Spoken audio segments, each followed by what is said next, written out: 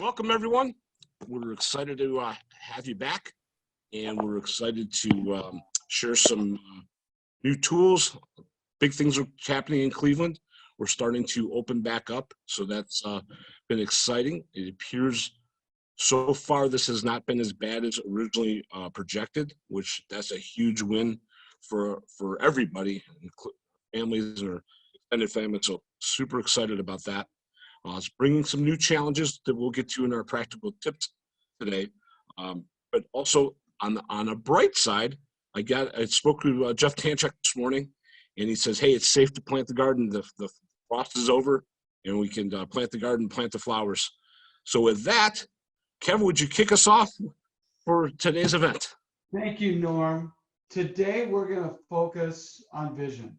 And we're going to show you the 4 things that we're going to talk about right now, because it comes from Leonardo DaVinci. And he had a lot of vision.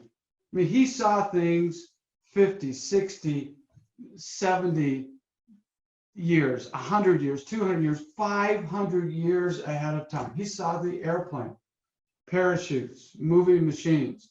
And people would say, well, how can you do that? He said, Sapere Vedere. It's knowing how to see. Those are the terms. You see it on your screen. Sapere Vedere. Sapere is knowing how. Vedere is vision. How do I see? And he also said this. He said, the eye is the window of the soul. And so today, I want you to remember that vision, it's a function of the heart, the soul. Sight is a function of the eye. So we're really going to dig down and jump into that. And here's the 4 areas that we're going to go through. Seeing a whole new world. Talking about your path and purpose. Visualizing the feeling. And we got to see it to be it. So let's start with number 1. Seeing a whole new world. I remember several years ago, I was doing training for about 150 of the top executives for Dunkin' Brands. Dunkin' Brands sells more coffee every day than Starbucks. And the CEO there, we became close friends and had an incredible 4-hour training experience with their board, with all of their C-level executives. And I remember boarding a flight to come home to my wife, Sherry, and our kids in Miami. And we looked around. You think you're in Miami, the sun always shines. It was cloudy, it was overcast. And my seatmate up in the front of the plane, just to my right, he looked out and we talked about the dreary day and what it looked like. And I said, gee, I was hoping we'd get a little more sun as we fly out. And as the plane started to take off, he told me a story. His name was Sita Patel. He was from India, from Bombay, which we now know as Mumbai. And he said he used to come home from school. His mother would meet him. We just had Mother's Day. Think of how mothers change our lives. His mother would meet him at the front door and said, Sita, how was your day? And he would often say, well, it wasn't a very good day. The sun didn't come out. And he said, this day was just like what I'm seeing here in Miami. And now the plane's starting to take off. And he said, my mother said, son, the sun, S-U-N, always comes out.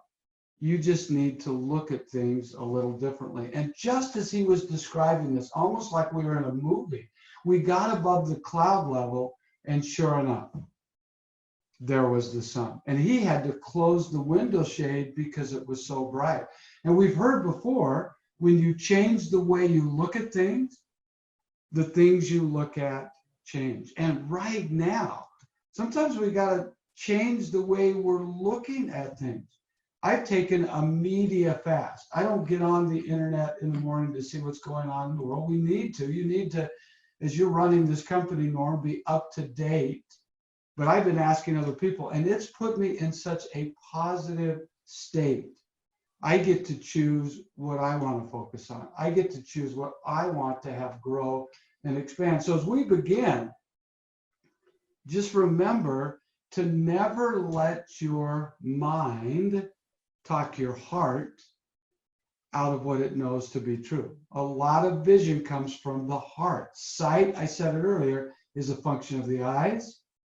Vision is a function of the heart.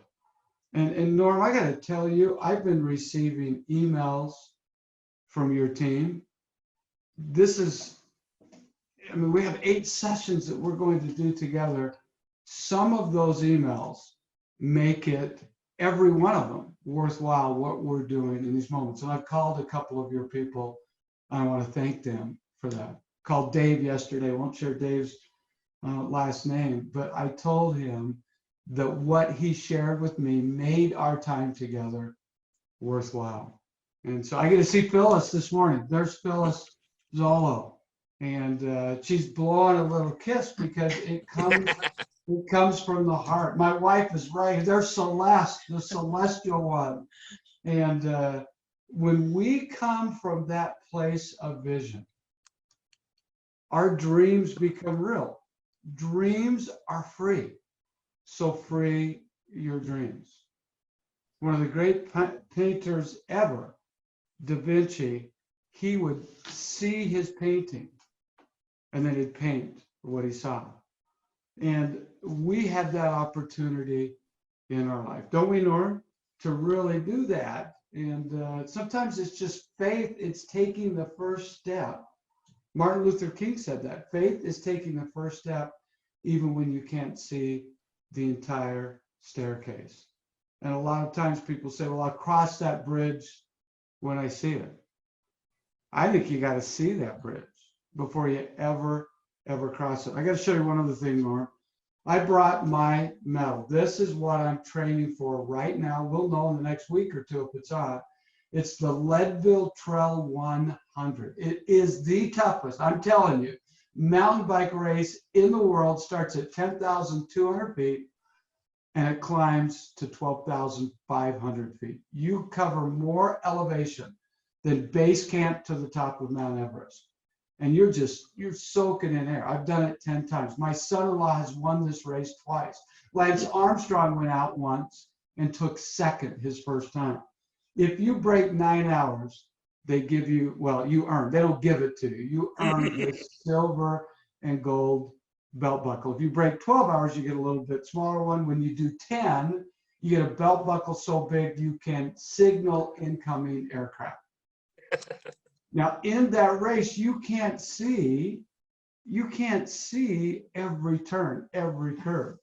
I did that race once with Eric Weinmeier. I know Eric, he's an associate, top professional speaker. He's the first climber who is completely blind to scale Mount Everest. Imagine that. And he taught me, and I watched him in that race. He was on a tandem. Now, he wasn't steering, but he was on the back stoking this tandem. And boy, some of the elevation to climb that. He said he was able to do that and climb Mount Everest because he could believe it. Believing is seen. And believe, L-I-E-V, means love. So when I believe it, I love it. And I see it before I ever get to it. So I would change that saying. I'll cross that bridge when I get there. I want to see that bridge before. I got to believe in it and see it before I ever cross it. How does that work in business, Norm? Because you're a visionary. You see things that a lot of people don't see. You have a team around you at Reliable that does that. Well, finding what it is your desired purpose is going to be, or what your outcome is going to be. For example, we're right now walking through various scenarios of how we're going to get through this as a viable company. Things are going to change. Accounts receivable is changing as it speaks. Collections is harder. We're a gritty company, and we're rolling up our sleeves and working through contingency plans so we win. And just visualizing the win is a big part of it, but then breaking it down into pieces. Thank you. You just talked about, that's our second point that we're going to talk about. Now, we have these little guidebooks that you can print out that we can send to you so that you have everything that we're talking about and you can fill in your notes there. You talked about purpose. And I said earlier that path is the way we travel. We're going to talk about your path and purpose. Vision is where you travel. but purpose is why you travel.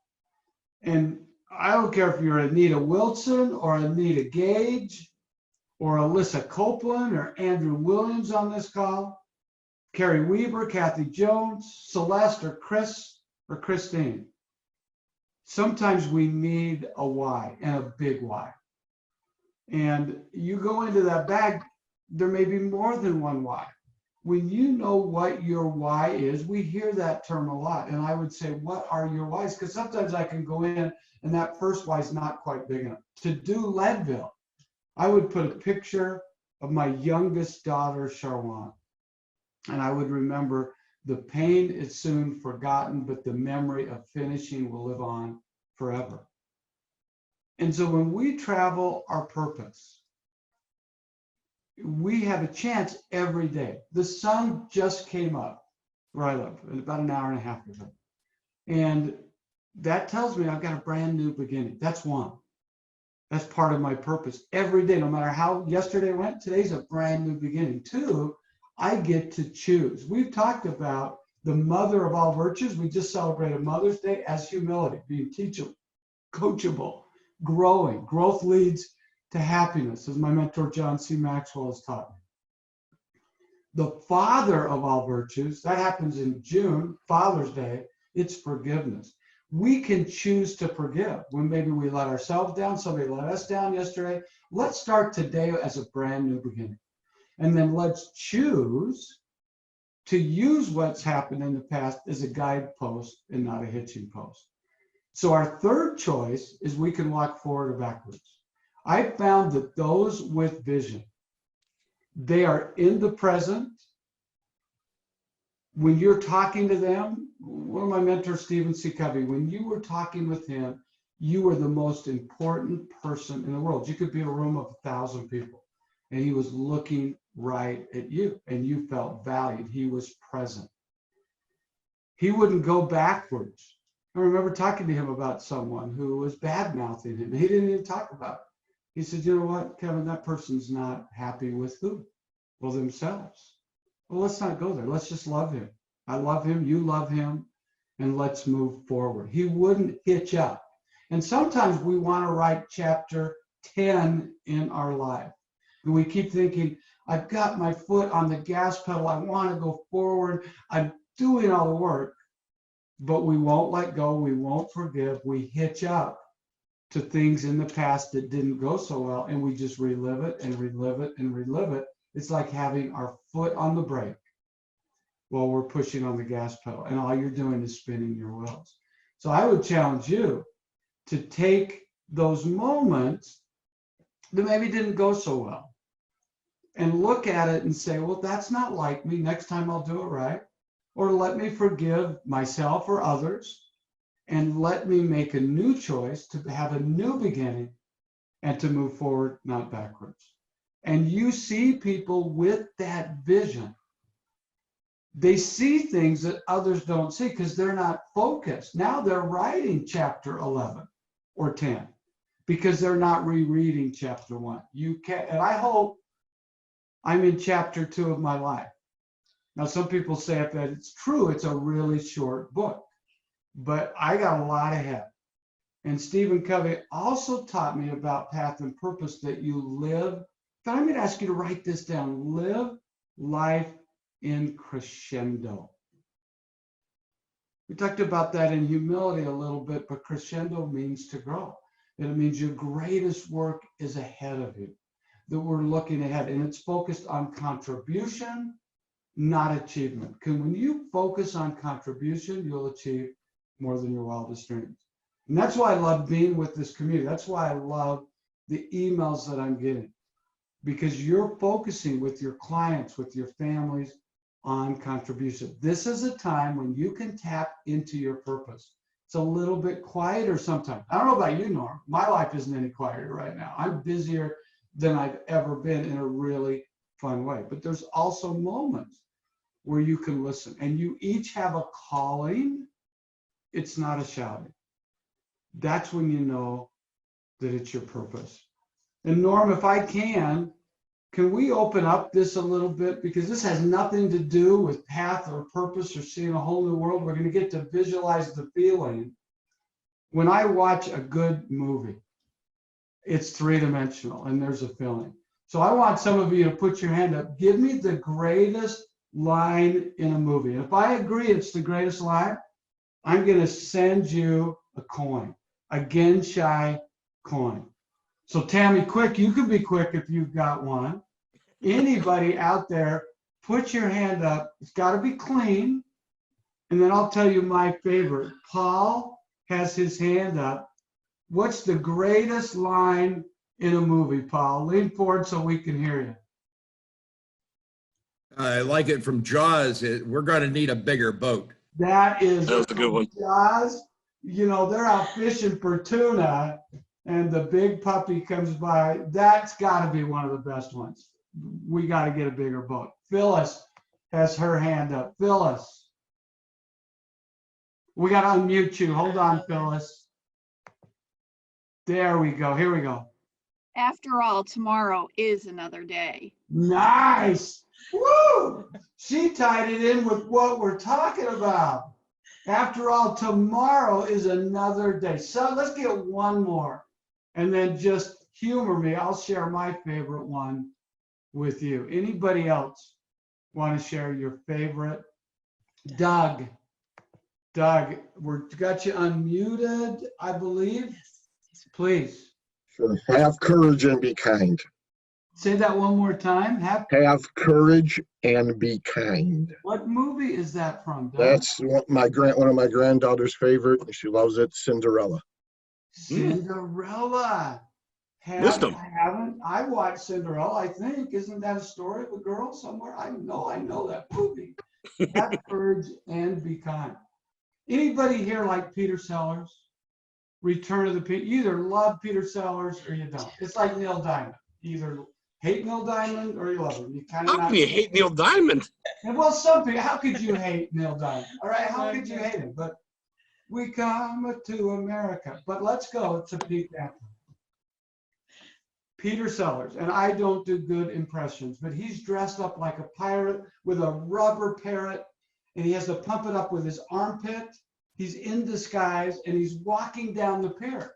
And a dog the size of a wolfhound, it's eye level, comes up to him, and he says in this horrible French accent, "Does your dog bite?" Do you know this scene? And the gentleman, Phyllis, knows it. And the gentleman says on the pier, "No, my dog does not bite." And so he reaches up, not down. It's that big of a dog to pet the dog. And the dog mauls him, destroys him, shatters the parrot. The air is coming out. He stands back up, blood coming off of his cheek. And he says, "I thought you said your dog did not bite." And then the greatest line in all of cinema. And Phyllis wants to say it right now. "That is not my dog." Now that still to this day just brings me a little bit of joy. But I got to tell you, those three that we heard today, they were dead on. So we're going to have to vote after, Norm, of who we send that coin to. Gracie, Norm, I'm going to let you guys help me decide. And then I just say we send them.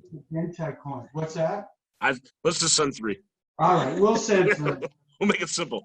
And this Genshai coin reminds you to never treat another person small, including yourself. You don't need a small vision. If you're going to have a vision, why don't you go big? Go big or go home, we hear. When you have your vision, I was talking to someone yesterday, a coaching client who lives by Laguna Beach, California, not a bad place to live. And I had my coaching clients visualize a stream of abundance that flows to them and through them to others. And I often have clients put their worries in that stream and let it flow away and look upstream for opportunities. And she said, "You know, I had a little stream, but when I see the ocean, I know all the streams go into the ocean. So I visualize this stream of abundance, the abundance of the sea. After one wave comes another and another and another." That's what I'm talking about, a big vision. Because if you don't do it, somebody's going to do it. So why not you? Sometimes we'll get a big dream and we say, "Oh, who am I to do that?" Or we'll have these limiting beliefs. Maybe there was bad parenting that came in. Maybe there were peers that didn't support you, and you say, who am I to do this? And I always say to myself, well, if I don't do it, somebody's going to. So why not me?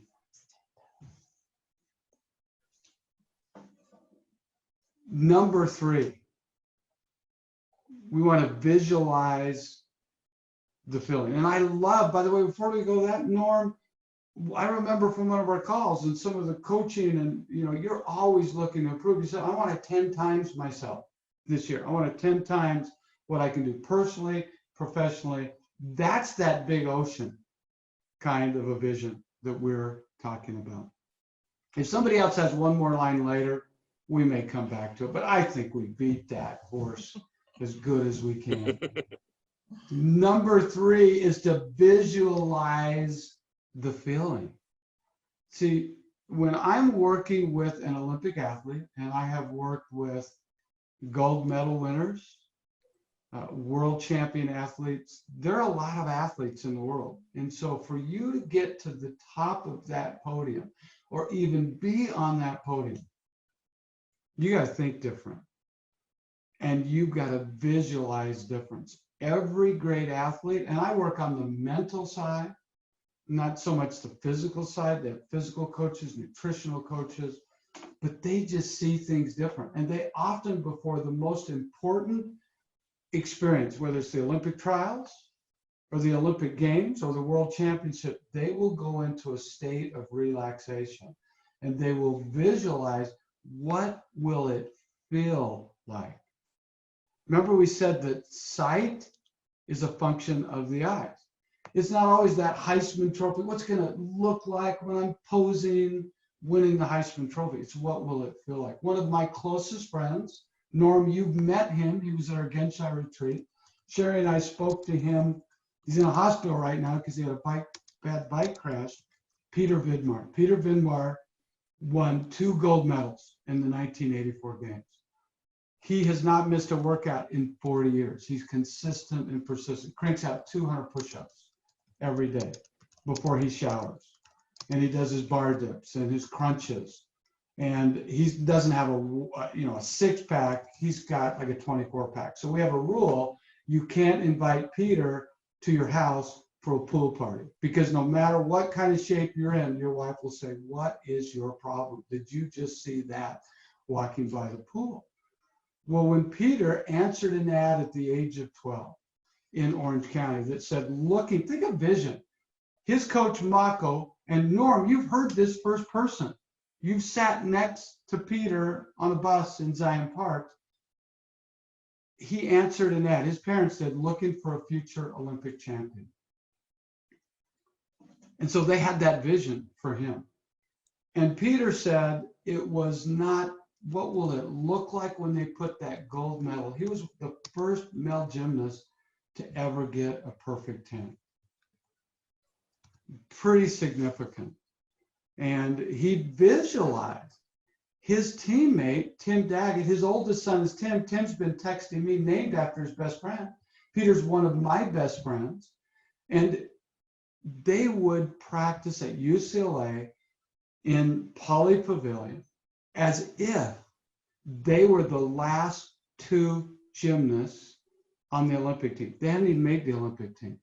And they had the audacity to say, what if we were neck to neck with the People's Republic of China? They'd never been even close to that in gymnastics. And guess what? Fast forward several years, they make the team. They're the last 2 gymnasts to go up. Peter is the very last gymnast. And so they would go into their last routine after training for 6 hours. They can't do, people say, I'm going to give 200%. Really? Can you work out 12 hours and not break down? But they might work out 6 hours and 15 minutes, 6 hours and 30 minutes. They knew that that last routine mattered. And sure enough, come the Olympic Games, everything that they had worked for happened. Is that a coincidence? They visualized it and it happened. And it was that feeling. What will it feel like? And so I'm going to ask you, when you have a vision, What's it going to feel like? I know what it's going to look like. That's good too. We'll talk about that as we finish here. But what will it feel like? That's such a stronger emotion. You have 5 senses. When we can bring those into a big goal, that's vision. What's it going to smell like? What's it going to taste like? You want to see it and feel it almost to where you can taste it, hear it, touch it. And you can write it out. I like to write it out, just not type it up, because that bloodstream comes from my heart right out my fingertips. Norm, or anybody on this call, any of your thoughts about what will it feel like? What can it feel like when we are going after something really big? Because you got to have that big feeling so that you can have it. Because if I can't see it, I can't be it or do it or have it. And sometimes we give up on that vision. It's easy to let go when things get hard. And you got to stick to that vision. Norm, I can see your mind. I can hear your mind booting up in Cleveland, Ohio. Please. So what I thought about was going through the 5 senses. Not only what it look like, was it hear like, try to actually feel when you've accomplished whatever it is you're trying to accomplish. And one of the things that came to my mind is when we go through these difficult times, these are like golden opportunities to support our family. How do you want to remember this? And you can be more purposeful, pouring in the good energy into bringing everyone together and working through this difficult time. Right. Those are some of my thoughts. Use the 5 senses and also to utilize this extra time we're having with our family and visualize, well, how do you want them to feel? What story do you want them to tell in the next year? Great. And really, that's what we're focused on. You have 5 senses for a reason. Use them. The more senses you get engaged in a purposeful, intentional way, the higher the likelihood that you will achieve. Peter is a great example of that. Achieve what you want most, no matter how impossible it might look or feel. Our last section today of those 4 elements is we got to see it to be it. So we do want to see it. I have vision boards here in my office. I have pictures of my family. I have a vision board of my book Aspire going all over the world, and they happen. If you don't have a vision board, it's a good time to create a vision board. I like to take an old picture frame, take the picture out, use the frame, and put cork board in there. You can put a magnet on it, however you want to hold it, and just clip out those things that you want. It's a great time to tap into that feeling and being able to see a whole new world, as we talked about earlier. Let me tell you about a swimmer who on July 4th, 1952, was on Catalina Island, and she went into what they called the Catalina Channel to swim from there to Dana Point, approximately 30 miles away. In my book, Aspire, I wrote a lot of that in a writing studio in Dana Point Harbor, overlooking the harbor. And on a nice, clear day, you could look out and see Catalina Island, this beautiful island. And if you've been there, it's just stunning. And she was going to be the first woman swimmer to ever navigate safely. And go back to that line, hey, we got to get a bigger boat. There were sharks in that water. It was shark infested. So they had riflemen in boats. Her coach came, her mother came. If a shark came too close, they would shoot the shark or they would scare that shark away. She swam for over 12 hours. Now that's some endurance. And this fog came in that comes in June and July. We've lived in Southern California, down in that Newport Coast area, in the Dana Point area, and they call it June gloom, which is still blows me away because it's such a beautiful place and the fog would come in, but it came in. And she could not see the shoreline. And she came up to the boat and she said, I can't see the shoreline. I think I'm going to quit. And her coach said, here, just get a little bit of energy, jump in again and swim. So she went back and she swam for another 30 minutes, 12 and a half hours in. But she couldn't see right? She couldn't see where she wanted to go, so she couldn't really be or do or have what she wanted, and she quit.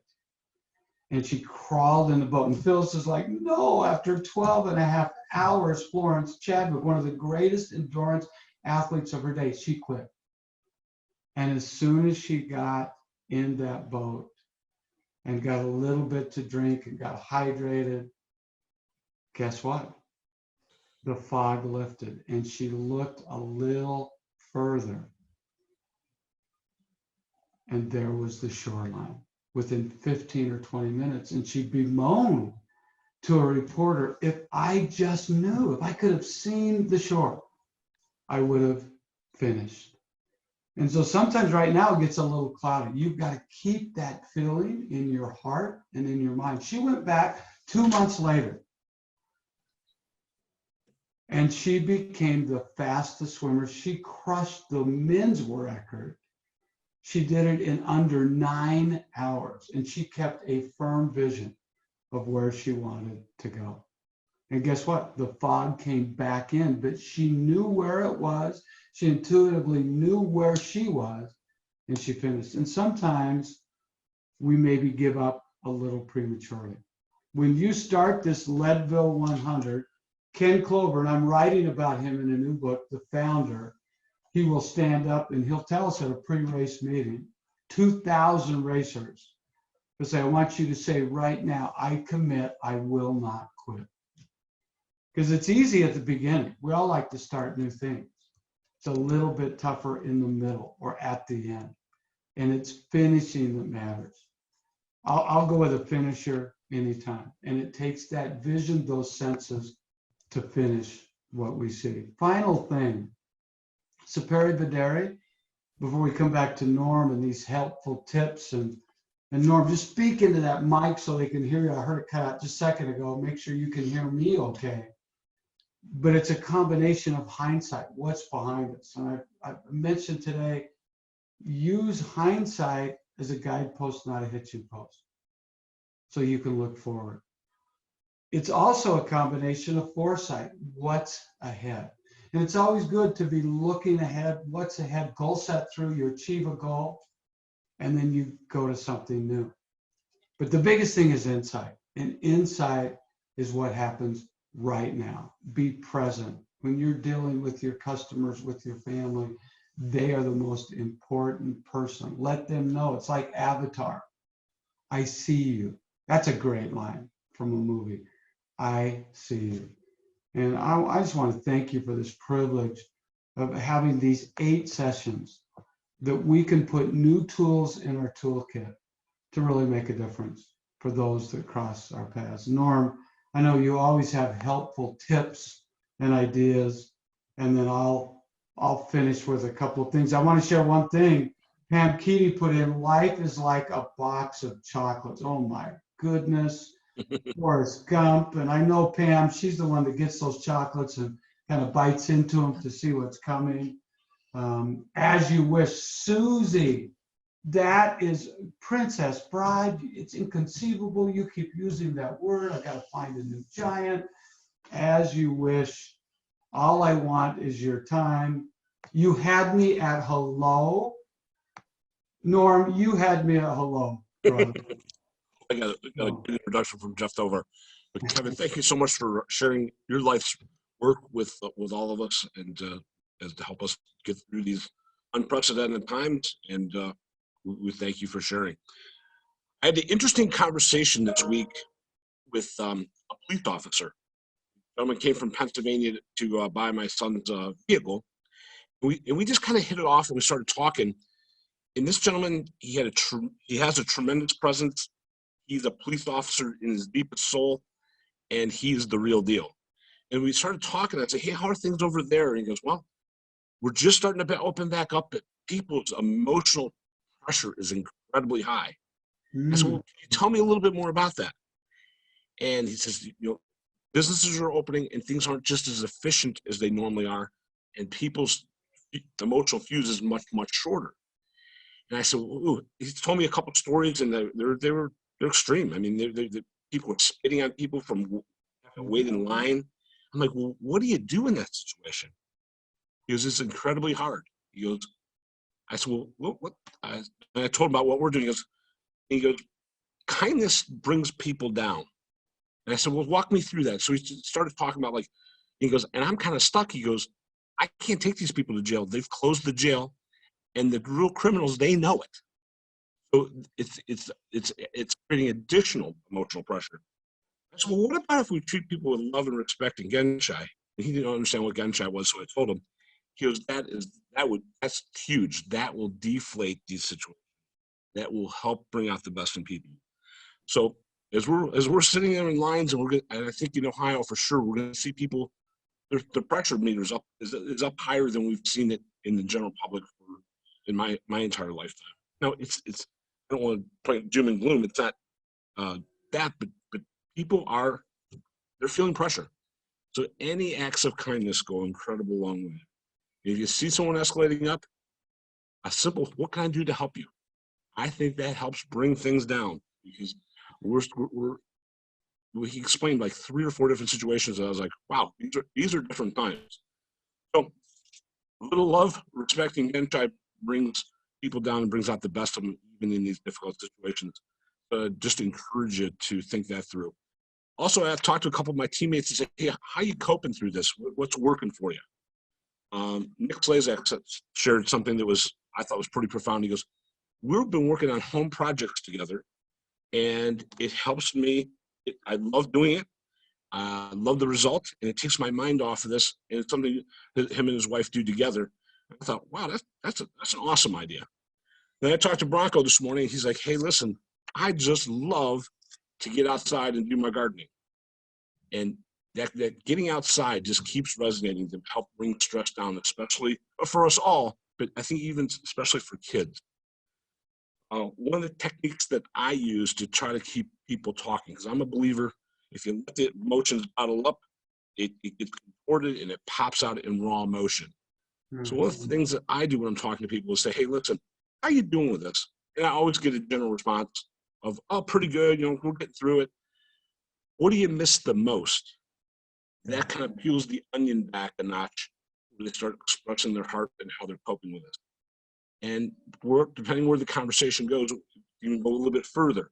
But I found in our household, it's helping us be more purging off the emotional pressure in a healthy manner versus allowing it to bottle up. Another thing, practical tip, we're doing it at Reliable, and we're also doing this at our home, is we've come up with these car kits.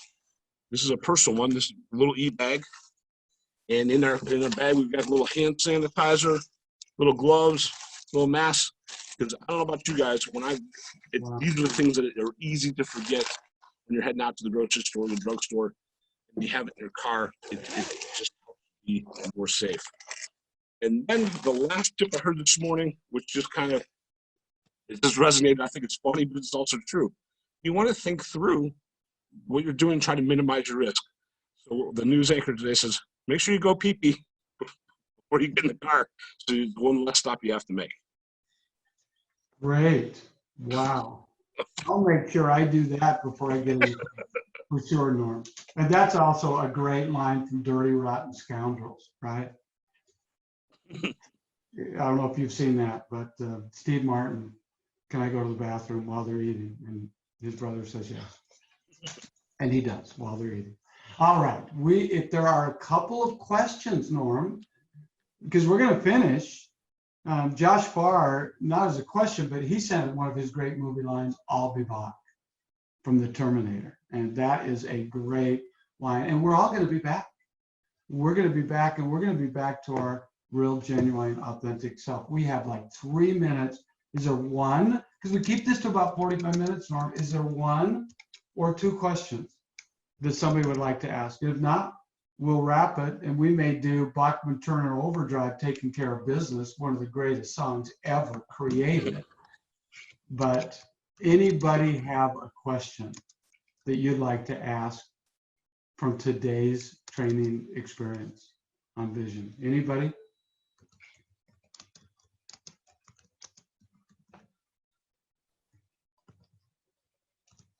Paul had a little question. I saw Paul's mind boot up.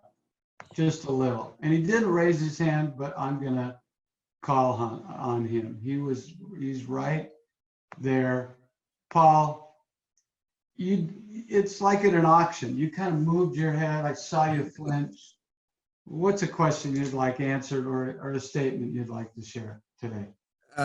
What you're saying here is so much a part of life.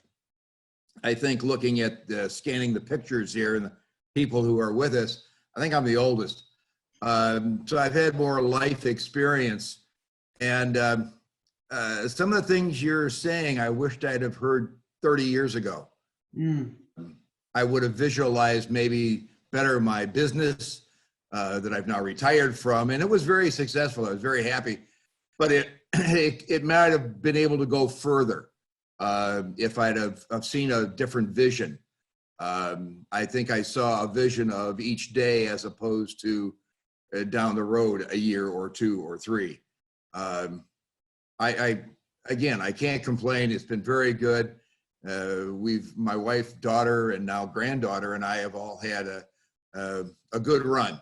But I wished I'd have heard you 30 years ago. It might have changed a lot of things. Thank you, Paul. I accept and receive that with immense gratitude. Paul, you're just a puppy. You're barely starting chapter 3. So you got lots left. You got your greatest work ahead of you. Celeste Spencer, you can't have a name that heavenly that starts first without having a comment. And Gracie's loving it because Gracie, we might go to you. You got a heavenly name too. Celeste, what's your thought or question? Thank you, Paul, for sharing that. And Paul, you had me at hello when you said that at the beginning. So thank you so much. Celeste. I don't have anything. You don't I have just look at everything positive and I like being happy. You just like being happy, right? So should we finish with Don't Worry, Be Happy? Is that a better song? There you go. You want that song? We'll see if Alexa can do that. Maybe that's the song. Gracie, what is your question or comment? Because we finished within 45 minutes. We got 2 minutes. Bring us home, Gracie. What are you thinking? Any question that you've got? I'm gonna go home and create a vision board today. So I'm inspired. Great. And you can text Sherry, you can FaceTime, she can show you mine, but just create your own. Just create your own. She's going to send it to you right now. All right, we're going to finish. Let's see if Alexa will do it. Alexa, play. Oh, we got to turn it back on. We turned it off because it wouldn't stop. We weren't very nice to Alexa. So you don't even have to have a vision. You can use your senses through Alexa. Before we go to Alexa, it's getting punched in. Pam, you just rubbed your ear. That's like being at an auction and raising your hand. You want to be careful. Sherry, unmute Pam. She's got a comment that Judy cannot wait to hear. I didn't even see Judy. I love Judy. Pam, what's your comment or question as we wrap this up? I really just had an itch, that's all. But yeah, this is wonderful. I'm really inspired, learning a lot. It's a beautiful day here, so everything is positive and just kind of moving everything in a positive direction. So thanks. Nice. So she just said it's a beautiful day. She gets to choose. If you have a bad day, guess what? The sun's going to come up tomorrow. And you get to choose if you're going to walk forward or backwards. You get to choose how you act, what you do. Alexa, play Don't Worry, Be Happy. Here's Don't Worry, Be Happy by Bobby McFerrin on Amazon Music.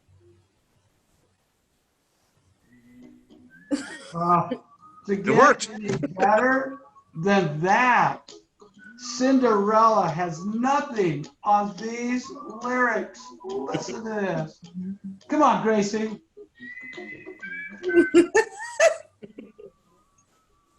Oh my goodness, we just got to hear these words. This is how we're going to send us off. Come on, Jim. Come on, Delicia. Keith. Is a little song I wrote. Now we're just talking. We are gonna blow up Facebook. Oh, look at Keith. Keith on his private jumbo jet. He is bringing it home. Josh, I will be back. And I'll be back. Woo-hoo. Norm, thank you. Thank you, What a brother. pleasure to be with you. We're going to start next Wednesday with Bachman Turner Overdrive, taking care of business. And next week, we're going to talk about being a pathfinder and 4 elements of what that means. I can't wait. Norm, thanks for the privilege of Thank being you. with you today. Everybody, don't worry. Just be happy. Take care.